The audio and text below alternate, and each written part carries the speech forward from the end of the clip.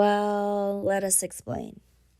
Okay, so in this video, I kind of wanted to talk about marriage after kids and what it's like and how it changes, and a little bit about our ups and downs lately, which kind of is not easy to talk about, but I feel like it's also relatable and honestly therapeutic to kind of get it out there. And before we went to Thailand, I feel like we were having a little bit of a up and down. We had a serious conversation about where we were at and the effort that mostly I was giving to our marriage. I think after having so many days, or you just kind of go through the routine of wake up, naps, meal times, nap, playtime, bath time, and it kind of just, the days are so wonderful, but they also kind of start to blend together. And also we are so lucky because we do so many fun things in between that, so every day actually is not so monotonous. We do a really good job about getting out there and exploring and making sure that we have fun and use our time in the best way possible, because we have so much of it, which we're so lucky for, and we get to do a lot of things with Luna. Even with that, it's just a very routine-based type of situation with the baby. Some days kind of feel a lot like co-parenting instead of the relationship that we used to have, where we were just together solely by choice and we could just kind of do whatever we wanted, and kind of becomes, well, are you putting her down? Did you feed her? Or who's cleaning up? And just like that kind of stuff, where it becomes more solely focused on Luna versus checking in with our relationship and where we're at. And yeah, when we decided to have a child, we felt pretty confident that we could still have that lifestyle of like on the whim, let's just go travel, do fun things, and the difference is there's just going to be a baby.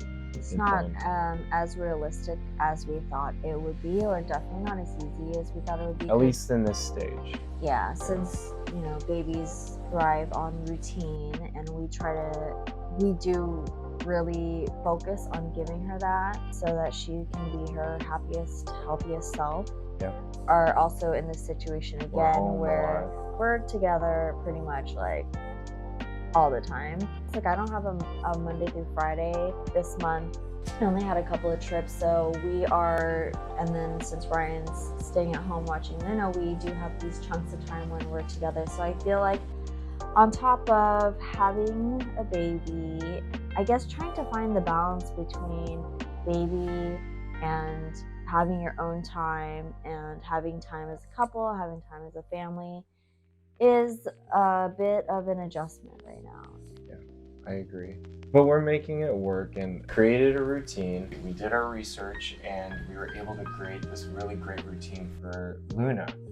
What made it so difficult, the routine was so focused on our child that we were starting to forget to either take care of ourselves, also to take care of each other, and to do the things that we usually do together. Not saying that you can't do that with a child, but I think we're finding out that you can. We're finally getting it, and I think that leads us to Thailand. We had this giant discussion about this. Started off with a fight. I'm just gonna be honest with that. And in Thailand, that's when we had a really, really big talk about our relationship. So just to be completely honest, like I feel like I had kind of checked out of the relationship a little bit, and Ryan was feeling that and I was feeling that. And some days I feel like I give all of my energy to Luna and I don't have anything to give to myself, let alone Ryan. What I realize is that it is a choice,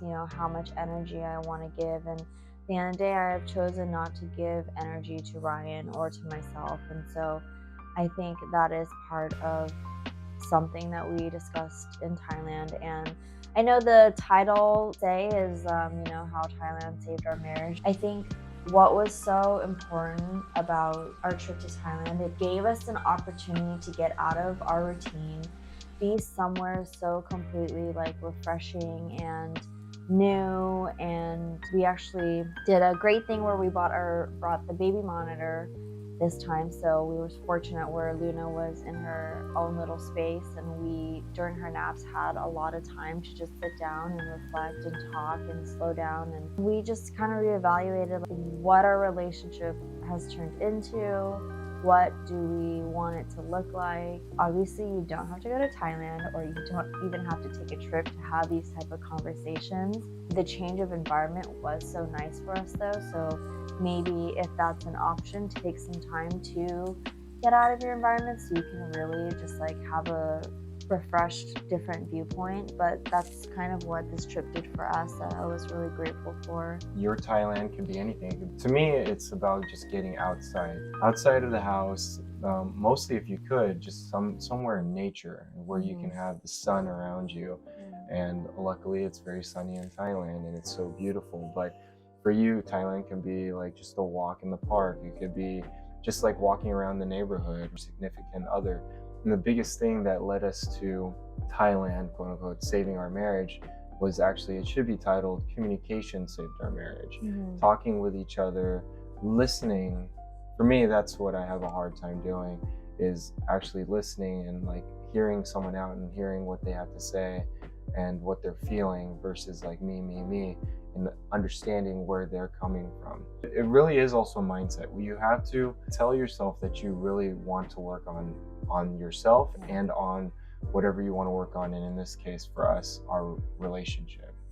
Yeah, I remember a long time ago someone had sent me this message on Instagram after I posted something about us, and was like, you guys are so perfect, like I want to have a relationship like yours. And it kind of like made me sick to my stomach a little bit reading that, because people will portray whatever they want to portray about their life and their relationship, and I think generally people want to portray something that's really positive and looks really picture perfect. But the truth about our relationship is we've had a lot of really big fights. We've had a lot of really hard talk. Of course, communication is key, but I feel like more specific than that is checking in with each other and like really having those difficult conversations of what is working and what is not working. My problem, like Ryan said, he likes to, maybe his thing that he could work on is listening more, but mine is taking criticism, and I'm not good at that. And so for me, it's like really being open to what I can work on as a partner in this relationship as well. So basically, what were our takeaways from that conversation you think that we had that were really good? I think the biggest thing here is that we do love each other. We do want to be with each other, and life just catches up to you, you know? And it for you, maybe it's not a baby, maybe it's work, maybe it's just family, maybe it's just other things in your life that are overtaking your life, and you can't really, I don't know if balance is the right word, but to find time for the people that you really care about. There are going to be different types of circles, and then the smallest of circles is going to be that really close knit, those ones that are your family, the ones that you consider your family. And it made me realize that we weren't working on that very small circle. It's always going to be a work in progress. Thinking, well, we don't really have a chance to go on dates because we don't like have anyone to watch Luna, or you know, we don't have time to keep our relationship alive. And it's not actually true, is what I kind of learned from Ryan. And, you know, it's like those little things of, I'm not a big PDA person, I'm not a big shower of emotion, or saying like I love you is not really something that I got a lot when I grew up, and it's just like not in my repertoire per se. So taking the effort, as silly as this may sound, but it is hard for someone like me to go up to Ryan and say, hey, like I really love you and I appreciate you today. And that's something that I've been trying to make a habit of doing more. And those are the little things that you can do that he needs, that's his love language, that will keep your relationship going in terms of like showing up for your partner and making efforts, checking in again and saying, hey, what do you need from me? What are little things that we can do in our day-to-day? Keep your partner happy and feeling loved. There's still going to be some kind of routine that is required. Put in that work, because it's not going to just happen overnight. You can't you have to feel it, right? You have to say I love you with knowing that you want to feel love, that you want to say it. And for some people like Amanda, it requires time to build up to that, right? And for myself, for me to show love to Amanda, but I need to work on myself. And I think that's where it all starts with it. Starting to learn to love yourself first. With that comes meditating, with that comes journaling, with that comes working out. Even if it's a small amount of it, it has changed my life. Yeah, I think the other big piece, the other big takeaway was taking the time to work on myself as well. And like Brian said, meditating, journaling, working out can just be even like going for a walk, and then having a hobby. Like that's something that I've been really struggling with. Is I start a lot of things, but I don't finish a lot of things, as Ryan knows. And so just finding something that you like really enjoy to fill your cup up first, so that you can make sure that you have the appropriate energy and love for other people as well, is so important. So every relationship is so difficult, and I think as I get older and the longer we are in a marriage, I think I more understand why marriages that last so long are such an achievement, because it's a lot of work. I think it's so easy to let every little day go by, little bit by little bit. It just slips and it slips and it slips and it slips, because you're so caught up in your routine and you are giving your energy to your children and you are so tired. I can also see why divorces happen, because you just let it go slowly, and then years pass by and you don't really realize how far your relationship has sunk. And I do appreciate Ryan, because he doesn't let it go that far. He makes sure that we have those check-ins to say, hey, like, you know, I know where this is going to lead, and we can't do that to ourselves, and we don't want to do that to ourselves. And so kind of a serious topic for us, because I did feel like the way that we were going, by not showing each other, you know, little bits of love here and there, could have been a slippery slope. At the end of the day, we really do make each other better. Yeah. We really push each other to make each other better, and we have so much fun together, and we have such a beautiful family, and those are such things that we cherish and that we really want to work hard for and put effort to, because there's so much to lose, because we have a really good thing going. Gratitude should be where everything should begin with. You know, and I'm so grateful to found my wife, she found me, and we now produced a little baby. I don't know, it still blows my mind that we're at that point. And then as time progresses, it's just going to continue to just be more and more beautiful. And like Amanda said, if you have a partner or looking for someone, look for someone that's going to push you, that's going to make you a better person.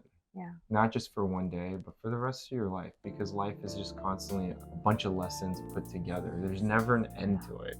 I was gonna say, like, also with marriages, we're gonna make it to the end. There's gonna be so many chapters in our lives, and we've already been through a couple of chapters. And I actually was just listening to Jay Shetty's podcast, and he was saying that the top challenges that a couple goes through is moving to a completely different place and raising a kid, and hit all of those. The way that we want to live our life, we have a lot more challenging chapters coming up. I know that, and just grateful to have a partner who wants to check in with me and who will do the hard work with me. I know we'll fight, I know we'll bicker, I know we'll say a lot of things that we don't mean. We'll disagree. Just go to Thailand.